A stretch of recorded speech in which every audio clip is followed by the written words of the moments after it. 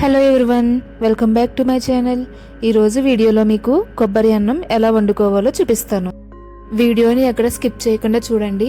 దీనికోసం మనకి వెల్లుల్లి రెబ్బలు, అల్లం, ధనియాలు, జీలకర్ర, గసగసాలు, లవంగాలు ఇవైతే మసాలా కోసం కావాల్సిన ఐటమ్స్ అండి. ఇంకా 2 కొబ్బరికాయలు, ఉల్లిపాయ ముక్కలు, పచ్చిమిర్చి, కొత్తిమీర. రైస్ కోసం 1 కేజీ బియ్యం అయితే తీసుకున్నామండి. తర్వాత మనం ముందుగా మసాలా కోసం తీసుకున్నవన్నీ కూడా ఒక మిక్సీ జార్లోకి తీసుకుని ఫైన్గా గ్రైండ్ చేసుకోవాలి. ఈ కొబ్బరిని కూడా మిక్సీ జార్లోకి తీసుకుని ఫైన్గా గ్రైండ్ చేసుకున్న తర్వాత ఏదైనా నెట్ క్లాత్ యూస్ చేసి దాని నుంచి పాలను అయితే సపరేట్ చేయాలండి.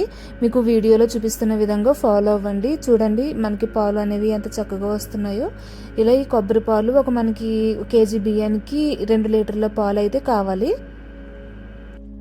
తర్వాత స్టవ్ ఆన్ చేసుకుని ఏదైనా దలసరి గిన్నె పెట్టుకుని దానిలో తగినంత నూనె వేసుకుని ఈ ఉల్లిపాయ పచ్చిమిర్చిని బాగా వేయించుకోవాలండి. ఇవి బాగా వేగిన తర్వాత మనం ముందుగా ప్రిపేర్ చేసుకున్న మసాలా ముద్దని కూడా యాడ్ చేసుకుని పచ్చివాసన పోయేంత వరకు ఫ్రై చేయాలి. ఎవరైనా మన ఛానల్ని ఫస్ట్ టైం చూస్తున్నట్లయితే తప్పకుండా సబ్స్క్రైబ్ చేసుకోండి. ఈ ఉల్లిపాయ మసాలా ముద్దని మొత్తం మనం లో ఫ్లేమ్లోనే ఫ్రై చేసుకోవాలండి. తర్వాత అవి బాగా ఫ్రై అయిన తర్వాత మనం ముందుగా కడిగి పెట్టుకున్న రైస్ని యాడ్ చేసుకోవాలి. రైస్ యాడ్ చేసిన తర్వాత ఒక 1/2 నిమిషం పాటు ఆ మసాలా అంతా రైస్కి పట్టేంత వరకు కలపాలండి. ఇక్కడ మనం కొబ్బరి పాలు ఎలా తీసుకోవాలంటే మనం ఎంత క్వాంటిటీలో రైస్ తీసుకున్నామో దానికి డబుల్ కొబ్బరి పాలు తీసుకోవాలన్నమాట. ఇక్కడ 1 కప్పు రైస్ తీసుకున్నాం కదా, ఇక్కడ 2 కప్పులు కొబ్బరి పాలు అయితే తీసుకున్నాను.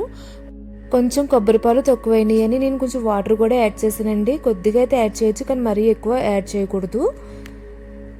పాలు వేసిన తర్వాత రైస్ ఎక్కడ ఉండలు కట్టకుండా బాగా కలుపుకోవాలి.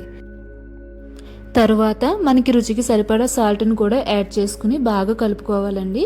కలిపిన తర్వాత సిమ్లో పెట్టేసి మూత పెట్టేసి ఒక 20 నిమిషాల పాటు ఉడకనివ్వాలి.